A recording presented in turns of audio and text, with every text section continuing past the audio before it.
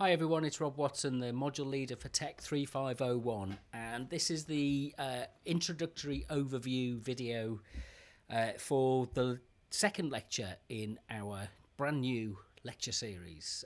Community Media Leadership is the module title.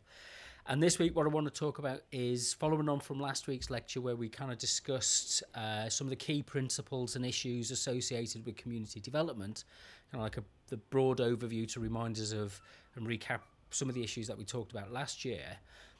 This week it's going into a little bit more detail about what we mean by participation and the kind of frameworks that we can contextualize the idea of participation within and use to figure out how we can adapt and manage and understand participatory practices within community media and community development.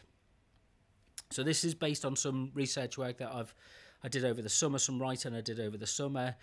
So I'm trying to get the notes down from like 30 pages of quite densely argued text to a reasonable 45, 50-minute PowerPoint presentation for a lecture, and it's been quite difficult.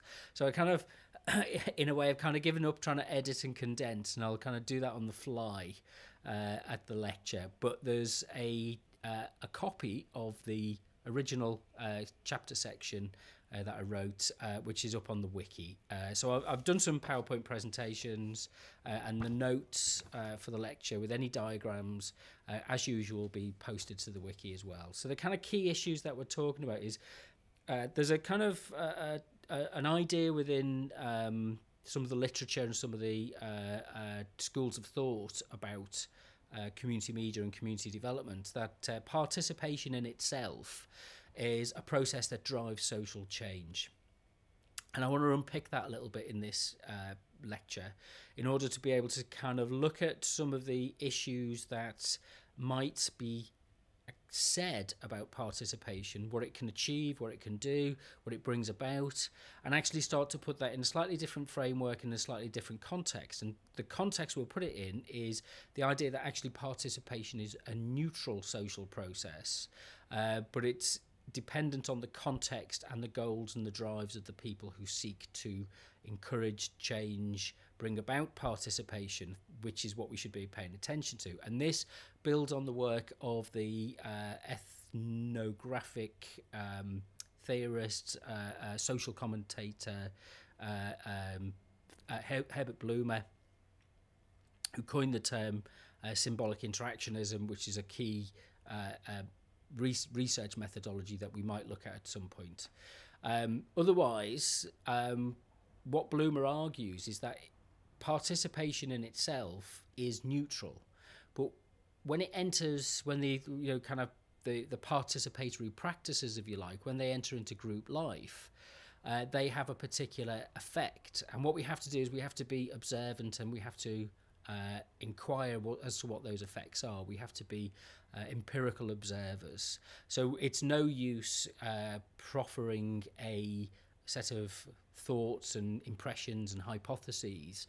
What we really need to do is go and find out how this works in practice within people's life worlds, within communities, to see what difference it makes, because it can be both positive and negative. It can be both embraced and rejected.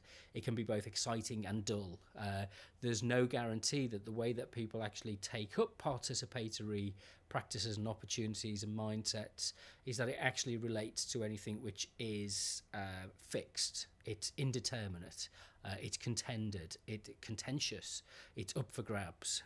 So what we'll do is we'll break this down into a couple of different examples. The first example is with, let me just find the note of this so that I critiquing participation. So we're looking at Margaret Ledworth and Jane Springett's participatory practice, and they use a kind of a counter-hegemonic model. So they talk about power, and they talk about consciousness and false consciousness, and they talk about the potential of critical thinking to overturn the kind of practices, the false consciousness informed practices of everyday life. Struggling to get my words out this afternoon. I might have to have more of my coffee. Next from that is we'll look at GMIFE, and we'll use GMIFE last year to look at community development issues and how participation is said to frame discussions and debates within ecological and sustainability arguments. And then following that, we'll look at the idea of the participation as a process which is enabling of civic engagement within the public sphere. So that is using Porter and Matoney's view of civic participation. Following that, we'll look at Jenkins, Ford and Green's idea of spreadable media, which is how media is said to circulate and spread meaningfully in a networked environment, communications, global communications environment, which is informed by the kind of changes to technology that underpin our social media environment.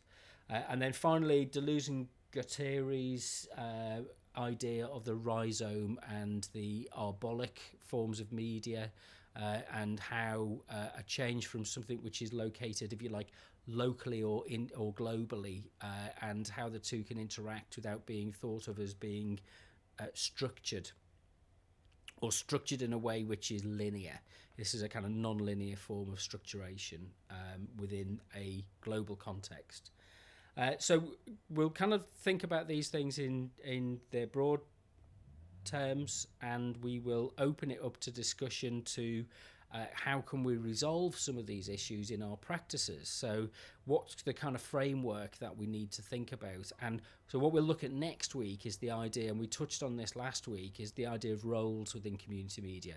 So we'll come up with a kind of participatory ethic, if you like, an approach which is based on practice, but which has particular aims and goals and drives, but is driven by people, specifically driven by people who play out a particular kind of role. So the activist, the steward, the representative, the collaborator, those kind of roles, and we can add more roles as we see fit.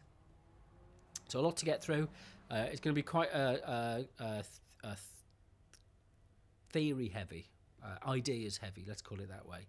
But they'll be useful for us to just get a kind of starting point of how we can develop our thinking in later lectures when we look at more at specific community development issues, and particularly looking at international community development issues. So the readings will be up on the wiki, and hopefully I might improve some of the slides so that they're less wordy, a bit more pictures, but we'll see. Okay, take care.